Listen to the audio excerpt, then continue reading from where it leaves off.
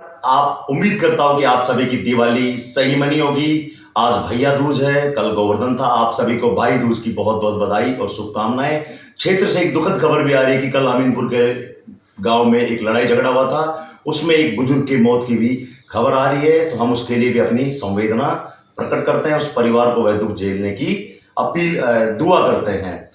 बात करते हैं कालू खबरी गैंग एपिसोड नंबर 11। हम सभी ने देखा कि पटाखों के खेल में किसने के सूचना दी, किसने मिठाई के खेल की सूचना दी और किस तरह से पैसे कमाए गए, किस तरह से विचारों से पैसे वसूले गए और बदनाम किसी और को किया गया। तो इन लोगों ने, कालू खबरी गैंग ने पटाखा व्यापारियों से और मिठाई व्यापारियों से कितने पैसों की अवैध वसूली की बचाने की, यह जानना चाहता है बहरोड। विज्ञापन पे आते हैं। विज्ञापन के लिए इसने लास्ट साल वाले ही जितने भी विज्ञापन दाता थे उन सभी को कॉल्स करना शुरू किया। इसे लोगों ने रेस्पॉन्स नहीं दिया, क्योंकि देर से ही सही लेकिन 15 साल के बाद पहली बार इसके सेंसेक्स धड़ाम से गिर गए नीचे और इसे आज कचहरी में, थाने में, पुलिस में कहीं भी इसको कोई भाव ही नहीं दे रहा है। यह पब्लिक अपीयरेंस तो इसकी जीरो हो गई है और यह संवाददाता है बड़े अखबार का। तो पब्लिक यह पूछ रही है कि भाई ये गया कहां, आ क्यों नहीं रहा पब्लिक में। और कुछ स्कूल और कुछ 2 नंबर का काम करने वालों ने इसे विज्ञापन जरूर दिए हैं, उनके हम आगे जाकर के पोल जरूर खोलेंगे। अब इसके कुर्सी जाने का डर कहें या किसी तरह का इसको डर कहें, इसने जबरदस्ती विज्ञापन ठोक दिए लोगों के बिना परमिशन के।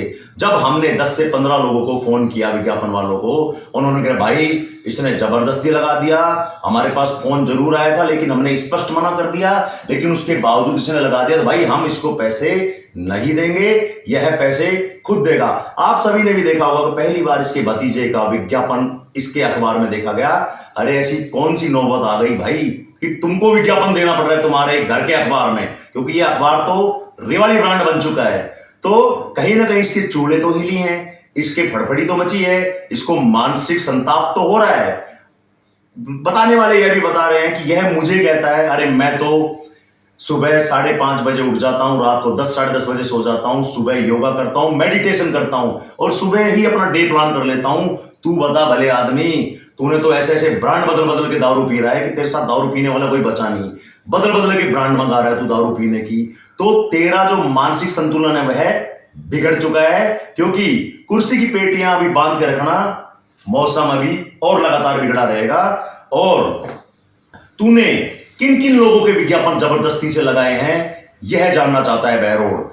और तू अपनी जेब से इन विज्ञापनों के पैसे क्यों दे रहा है यह भी जानना चाहता है बहरोड। आप लोगों को ताज्जुब होगा कि अपनी जेब से क्यों देगा, क्योंकि बात अब इसकी उस पे आ गई है। तो यह पैसे देगा क्योंकि इसने रिवाली सहकारी समिति, थाने, कचहरी, अनंतपुरा में एससी जमीन पर कब्जा, श्यामपुरा में एससी के एक व्यक्ति की जमीन पर कब्जा, ऐसे कई दलाली के धंधों से इसने संपत्ति अपनी बना रखी है। नहीं तो आप सोचो 20 से 25 हजार रुपए सैलरी पाने वाले के पास में इतनी संपत्ति, इतना अच्छा मकान, 5-6 एसी, आलीशान चीजें कहां से आएगा।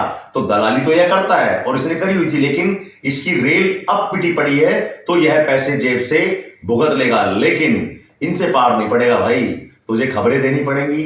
तेरे अलवर संपादक, तेरे जयपुर संपादक को जो तेरी सूचनाएं हैं वह सारी अभी संकलित हो रही है। तेरी जो सहकारी समिति में पहले इसने माल खाया दबा करके और अब इसका भतीजा किसानों के हिस्से की राशि, ऐसा बताते हैं 46 लाख रुपए का गबन, वो मामला अभी रिओपन हो रहा है। उसको हम अगले एपिसोड में आपको बताएंगे। असल में बात क्या है कि इसे अब संताप हो रहा है कि इसकी पहले इतनी चलती थी, अब इसकी कोई सुनवाई नहीं हो रही। अरे तू सबसे बड़ी इस बहरोड की कुवत की जड़ तू है। मैं बहरोड वासियों से कह देना चाहता हूं, मेरा तो इसने नुकसान किया है, मेरे तो इसने 4-5 झटके दिए हुए हैं, लेकिन आप लोग जरा सोचो इसने बहरोड का कितना नुकसान किया है। जरा सोचना आप लोग, यह किसी का भी सगा नहीं है, ऐसा कोई भी इसका सगा नहीं है जिसको इसने दगा नहीं दिया। बाहर घूमने जो भी इसके साथ गए उनकी यह वीडियो बनाता है, निजी पलों की वीडियो बना करके उनको यह ब्लैकमेल करता है, चाहे वह नेता हो, चाहे इसके दोस्त हो, चाहे इसके साथी हो। इसका कोई दोस्त नहीं है। अब हालात यह हो गए हैं, इसके साथ दारू पीने वाले लोग नहीं बचे हैं, कि भाई तेरे साथ बैठ के नहीं पी सकते, तू दारू ले ले हमसे, लेकिन हम तेरे साथ दारू नहीं पी सकते। तूने पूर्व विधायक के पैसे खा गया जो आदमी, जिसका भतीजा, अरे ऐसी चर्चा चल रही है कि मजदूरों के नाम के पैसे लिए थे नीमराना में कि हम इसके वोट दिलवाएंगे, 7-8 लाख रुपए तुमने ले लिए, उन मजदूरों को पैसे नहीं दिए तुमने, 100 रुपए भी नहीं दिए। तो जब तुम पूर्व विधायक के पैसे खा सकते हो तो तुम दलाली किसी से भी कर सकते हो। अब तू बात करता है मुझे धमकी देने की, तू बात करता है मुझे अंजाम भुगतने की, मैं तुझे आज फिर से खुली चेतावनी देता हूं। 15 दिन के तू और तेरा भतीजे कान खोल के सुन लो, 15 दिन के लिए मैं मेरे बिजनेस के लिए बाहर आया हुआ हूं। मैं तेरी तरह दलाली करने के लिए पत्रकारिता नहीं कर रहा हूं, मैं लोगों को सच दिखाने के लिए पत्रकारिता कर रहा हूं। और 15 दिन बाद मैं फिर बहरोड में आऊंगा। तेरी हिम्मत हो तो मुझे उंगली लगा करके दिखा देना। तू और तेरा भतीजा क्या डिंगे मार रहे हो, बहरोड छोड़ के भाग गया। अरे बहरोड छोड़ के भागने की तो नौबत तेरी आ जाएगी कालिए। तू याद रखना, जो तू कर्म कर रहा है वो कर्म तू भुगतेगा। और रही बात धमकी की, तेरा भतीजा मुझे हाथ पैर तोड़ने की धमकी देता है, तू मुझे अंजाम भुगतने की धमकी देता है। एक वो साला सबलपुरा का छोटा पत्रकार, साला दलाल, 1 नंबर का दल्ला, वो मुझे हाथ पैर तोड़ने की धमकी देता है। मेरे लोगों को तुम लोग धमकी दे रहे हो। मैं तुमसे खुली चेतावनी देता हूं, मैं बहरोड आऊंगा और तुम मुझे उंगली लगा के दिखा देना। मेरे पीछे से यदि परिवार पर तुमने उंगली भी लगा दी तो मैं पुलिस को भी कह देना चाहता हूं कि मैंने इसकी लिखित में शिकायतें ईमेल से द्वारा 2019 से लेकर 2025 तक लगातार की हुई है। उस पर पुलिस कार्रवाई क्यों नहीं कर रही मुझे नहीं पता। अभी हाल ही में मैं डीएसपी कृष्ण कुमार यादव को इसकी शिकायत देकर के आया हूं। यदि इन पे कोई कार्रवाई नहीं होती है और यह कोई वारदात कर देते हैं तो उसके पीछे जिम्मेवार होगी बहरोड कोतवाली पुलिस और यह कालू खबरी गैंग के लोग। तो आप इन लोगों से अपने आप को बचाएं, बहरोड को बचाएं, और इस बहरोड से बचाने की मुहिम में मेरा साथ दें, हमारा सहयोग करें। मुझे मत बचाओ, मेरे बारे में कुछ मत करो, लेकिन इस बहरोड को बचाने में आप अपनी मदद करें। जय हिंद, जय भारत।